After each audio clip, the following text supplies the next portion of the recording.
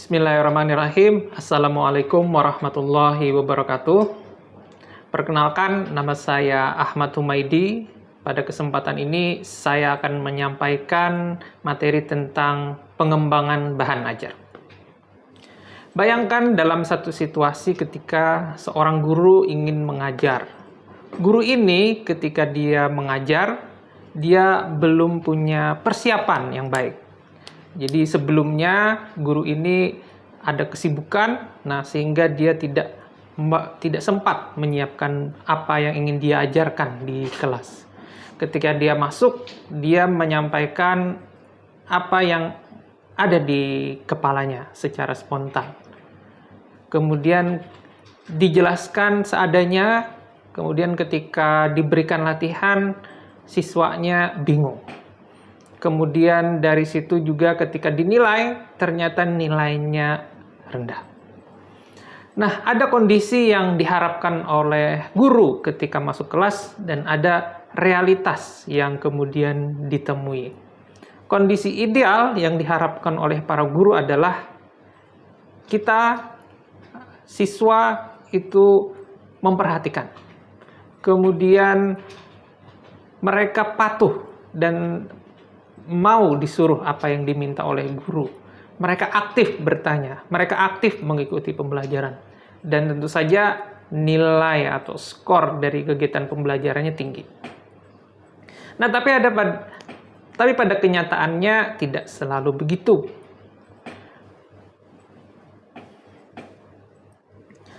Hal ini salah satu penyebabnya adalah karena kurangnya persiapan guru. Persiapan yang baik akan membuat pembelajaran menjadi lebih terstruktur dan tentu hasilnya akan positif. Tapi dengan persiapan yang kurang, akan terjadi sebaliknya. Dengan persiapan yang buruk, guru yang pertama akan kebingungan mau menyampaikan apa. Kemudian juga tentu saja siswanya juga akan bingung apa yang disampaikan oleh guru. Kemudian juga dari situ pembelajaran juga menjadi tidak terstruktur. Pembelajaran menjadi lompat-lompat dari satu tahap ke tahap yang lain. Sehingga hasil belajar pada akhirnya menjadi turun. Tapi sebaliknya, kalau guru memiliki persiapan yang baik, maka bahan ajar, tujuan pembelajaran itu menjadi jelas. Ketika hal tersebut dilaksanakan, siswa akan menjadi lebih perhatian, siswa akan menjadi lebih fokus, kemudian pembelajaran menjadi lancar, dan pada akhirnya skor atau nilai dari kegiatan pembelajaran itu menjadi tinggi atau lebih baik. Yang menjadi persoalan biasanya ketika guru mau mengajar, acuan yang diajarkan itu adalah RPP atau sekarang itu modul ajar. Modul ajar tersebut biasanya hanya mencakup hal-hal yang bersifat umum. Oleh sebab itu guru perlu memiliki apa yang kita sebut dengan bahan ajar. Apa itu bahan ajar? Bahan ajar adalah seperangkat materi pembelajaran yang disusun rapi dan praktis untuk kelancaran proses pembelajaran. Seperangkat materi pembelajaran yang dimaksud di sini adalah seluruh bahan guru untuk melaksanakan pembelajaran. Ketika misalnya tujuan kita misalnya ingin terlindung dari panas dan hujan, misalnya, maka kita perlu pakaian. Untuk membuat pakaian, maka kita perlu bahan, yaitu kain. Apakah mungkin kita bisa melindungi tubuh kita dengan pakaian kalau tidak punya bahan, yaitu kain? Maka sama halnya dengan pembelajaran. Ketika kita ingin atau menetapkan tujuan pembelajaran tertentu, maka kita juga perlu bahan ajar. Tanpa bahan ajar, hal itu akan sulit untuk dicapai. Kemudian yang kedua, bahwa seperangkat pembelajaran tersebut disusun dengan rapi. Artinya bahwa materi-materi, kemudian tujuan pembelajaran, latihan, rangkuman itu disusun secara bertahap. Mulai dari yang mudah, yang sampai yang sukar, atau bentuk yang lain. Atau dari bentuk yang umum hingga bentuk yang khusus. Sehingga pembelajaran itu menjadi lebih mudah dipahami dan lebih terarah. Dan tentu saja praktis. Bahan ajar itu haruslah praktis, artinya dapat diterapkan, mudah dilaksanakan. Nah, muncul pertanyaan, mengapa bahan pembelajaran itu penting? Ada beberapa alasan untuk menjawab hal ini. Yang pertama, bahan ajar itu penting karena dia dapat menjadi pemandu pembelajaran. Mengapa? Karena bahan ajar itu dia dilengkapi dengan yang pertama, tujuan pembelajaran, di mana guru tahu apa sih yang ingin dia ajarkan pada materi tersebut. Guru tahu kompetensi apa yang akan atau ingin dicapai dalam materi tersebut. Kemudian di sana ada juga isi materi apa yang diajarkan untuk mencapai hal tersebut. Di sana juga disediakan latihan untuk menguji ketercapaian kompetensi siswa. Kemudian di sana juga ada rangkuman. Kemudian ada bahan referensi dan seterusnya. Dengan segala kelengkapan tersebut, maka siswa dan guru dapat mengikuti alur tersebut sehingga pembelajaran itu menjadi lebih terarah.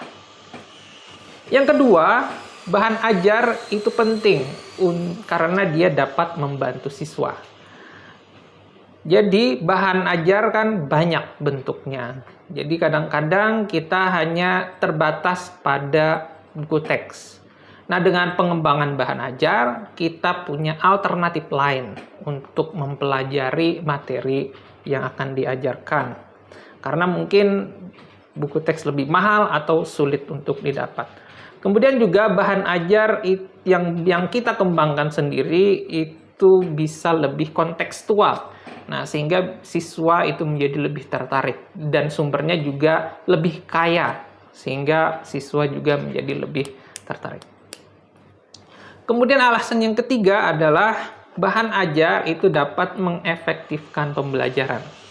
Jadi dengan tahap-tahap yang sudah disusun sebelumnya, guru dan siswa dapat mengikuti alur tersebut sehingga tidak banyak waktu yang terbuang untuk persiapan atau yang lain sebagainya.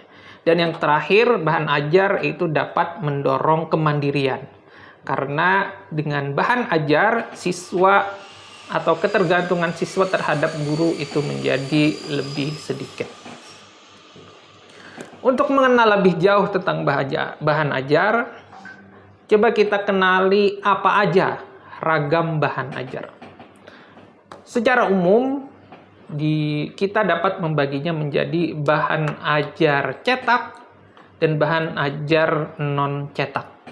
Tapi dengan era perkembangan saat ini, kita bisa menambahkan satu lagi, yaitu jenis internet. Yang pertama, bahan ajar cetak. Bahan ajar cetak tentu banyak sekali jenisnya.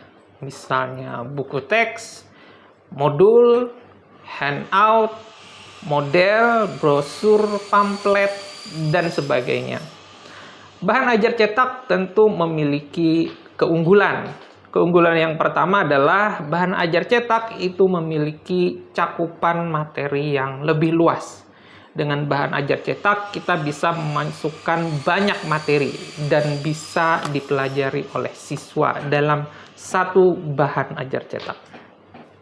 Kemudian bahan ajar cetak juga bisa digunakan secara langsung. Siswa dapat melihat bagian mana yang diperlukan tanpa harus mengecek lebih dulu. Kemudian juga bahan ajar cetak itu mudah dipilih karena siswa bisa memilih secara langsung. Nah, adapun bahan ajar yang lain antara lain misalnya yang non cetak seperti audio, yaitu dalam bentuk suara. Untuk untuk bahan ajar yang ini memang dia lebih spesifik biasanya pada pembelajaran bahasa. Karena dengan audio siswa bisa lebih mengenal kosakata atau bunyi bahasa yang dipelajari. Terutama pada pembelajaran bahasa asing. Kemudian bahan ajar yang lain adalah dalam bentuk video, yaitu dalam bentuk gambar bergerak. Video tentu juga punya keunggulan. Salah satu keunggulan yang paling cocok untuk bahan ajar video itu adalah untuk mendeskripsikan proses. Karena dengan video kita bisa menjelaskan secara runtut bagaimana tiap tahapan dalam suatu materi pembelajaran.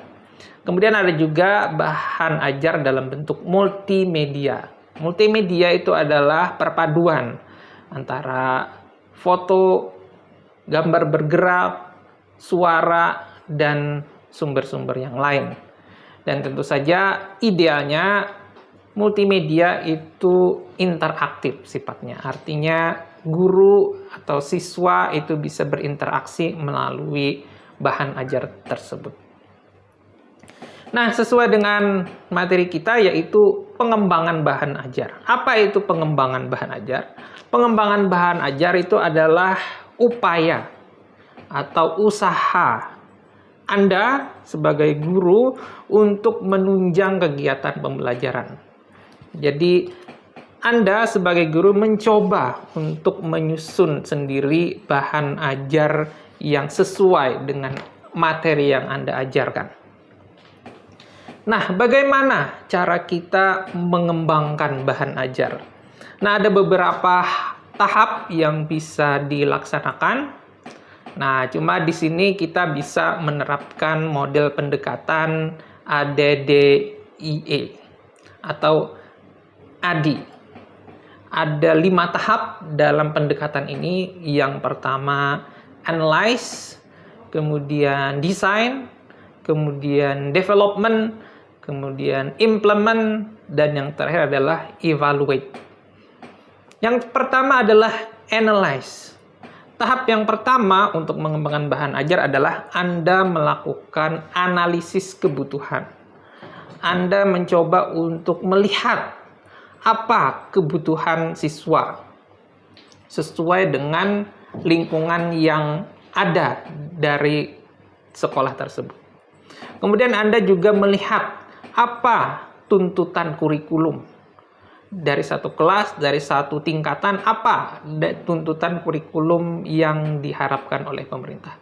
Kemudian juga Anda melakukan analisis terhadap sumber-sumber belajar yang relevan, yang cocok untuk memenuhi hal tersebut. Analisis bisa Anda lakukan misalnya dengan melakukan observasi secara langsung, melihat ke kelas, ke sekolah, ke lingkungan, apa sebenarnya yang dibutuhkan oleh siswa. Kemudian Anda juga bisa melakukan wawancara terhadap guru, terhadap siswa, ataupun sumber lainnya. Anda juga misalnya bisa mengecek dokumen-dokumen kurikulum yang relevan, yang menjelaskan apa sebenarnya yang jadi dituntut oleh pemerintah dalam kegiatan pembelajaran. Nah, setelah Anda punya sumber data-data tersebut, kemudian Anda masuk ke tahap yang kedua, yaitu desain. Pada tahap ini, secara umum Anda menyusun kerangka materi atau bahan ajar yang akan Anda buat. Jadi Anda menetapkan apa tujuan yang ingin dicapai dari bahan ajar ini, kompetensi apa yang ingin didapatkan, kemudian media apa yang akan digunakan, strategi pembelajaran apa yang cocok untuk diterapkan, kemudian bentuk latihan seperti apa yang cocok untuk dilaksanakan. Kerangka tersebut kemudian menjadi dasar Anda untuk masuk ke tahap yang ketiga, yaitu tahap development. Tahap development, Anda mengembangkan bahan ajar berdasarkan kerangka yang sudah Anda susun. Pengembangan tersebut Anda bisa bagi menjadi beberapa bagian. Nanti kita jelaskan pada tahap selanjutnya. Pengembangan ini kemudian setelah Anda kembangkan, Anda buat materinya. Setelah itu coba sebelum Anda masuk ke tahap selanjutnya, coba Anda buat print out-nya mungkin, atau Anda tunjukkan, dan kemudian coba Anda perlihatkan kepada rekan yang lain. Apakah itu guru, atau teman sejawat, ataupun siswa, ataupun sumber yang lain. Minta pendapat mereka. Apa yang kurang dari bahan tersebut? Apa bahan yang mungkin bisa ditambahkan, dan apa bahan yang mungkin kayaknya kurang cocok untuk bahan ajar tersebut. Nah, ketika itu Anda akan melakukan revisi, Anda akan melakukan perbaikan agar bahan ajar tersebut menjadi lebih sempurna, bisa diterapkan. Nah, setelah selesai, maka jadilah naskah tersebut. Tapi bahan ajar tersebut ketika Anda implementasikan, jangan lupa setelah diimplementasikan Anda lakukan tahap yang terakhir, yaitu evaluate, yaitu mengevaluasi, yaitu melihat kembali, menilai apakah tujuan pembelajaran dengan menggunakan bahan ajar ini bisa dicapai. Apakah dengan bahan ajar ini bisa mempermudah? Apakah dengan bahan ajar ini kegiatan pembelajaran menjadi lebih lancar dan struktur? Kalau ada yang kurang, coba Anda cek kembali, kemudian Anda lakukan perbaikan. Dan ketika itu sudah Anda lakukan perbaikan kembali, dan Anda bisa menerapkan lagi pada kegiatan pembelajaran selanjutnya. Sehingga bahan ajar Anda itu menjadi lebih praktis dan lebih bermanfaat. Itu adalah beberapa tahap yang bisa Anda lakukan ketika mengembangkan bahan ajar. Nah, ketika Anda mengembangkan bahan ajar, ada beberapa prinsip yang perlu Anda perhatikan, yaitu prinsip validitas, prinsip keberartian, prinsip relevansi, dan prinsip kemenarikan. Yang pertama adalah prinsip validitas. Ketika Anda mengembangkan bahan ajar, perhatikan bahwa materi yang Anda ambil itu benar-benar tepat, benar-benar betul, benar-benar teruji kebenarannya. Kenapa? Jadi jangan sampai Anda mengambil bahan yang isinya itu masih jadi bahan perdebatan. Anda bisa mengambil bahan-bahan tersebut dari sumber-sumber terpercaya. Jadi misalnya dari buku, ataupun dari jurnal, ataupun sumber terpercaya lainnya. Pastikan sumber-sumber tersebut itu sudah melalui tahap review, tahap pengecekan. Jangan sampai bahan tersebut adalah bahan-bahan yang tidak jelas sumbernya dan tidak kita ketahui kebenarannya. Yang kedua, pastikan ketika Anda melakukan pengembangan bahan ajar tersebut memiliki keberartian. Artinya bahan ajar tersebut dapat digunakan. Kemudian bahan ajar tersebut bermanfaat bagi siswa untuk bisa diterapkan dalam kehidupan sehari-hari. Jangan sampai bahan ajarnya sangat baik, materinya sangat sempurna, tapi tidak bisa digunakan atau dimanfaatkan dalam kehidupan sebenarnya. Kemudian salah satu juga prinsip pengembangan bahan ajar yang paling penting itu adalah prinsip relevansi. Bahwa bahan ajar yang Anda buat itu sesuai dengan kebutuhan siswa. Pastikan bahan ajar itu memang sesuai dengan kurikulum yang ditetapkan. Pastikan juga bahan ajar itu relevan karena sesuai dengan kemampuan siswa. Jangan sampai bahan ajar itu disusun dengan bahasa latihan ataupun bentuk yang lainnya yang terlalu sulit atau sebaliknya terlalu mudah. Pastikan dia cocok untuk digunakan ke kelas yang akan Anda ajarkan nanti. Kemudian yang terakhir, pastikan juga ketika Anda mengembangkan bahan ajar itu menarik. Menarik di sini dia punya tata letak yang baik, warna yang menarik, ada dilengkapi dengan media-media yang menunjang seperti foto, misalnya tautan video, atau suara, audio yang menarik lainnya. Dan perhatikan juga bahwa kemenarikan itu adalah satu hal, tapi hal yang paling penting juga adalah bahan ajar itu dapat memotivasi siswa untuk mempelajari lebih jauh materi yang Anda sampaikan. Baik, itu tadi adalah penjelasan tentang pengembangan bahan ajar. Saya berharap Anda sebagai calon guru bisa mencoba mengembangkan bahan ajar Anda sendiri. Karena dengan begitu, Anda bisa mengajar dengan lebih kontekstual. Anda bisa mengajar dengan cara yang lebih mudah dipahami oleh siswa. Mungkin itu saja yang bisa saya sampaikan. Terus belajar dan semangat, dan tugas Anda sebagai guru itu adalah tugas yang sangat penting. Terima kasih.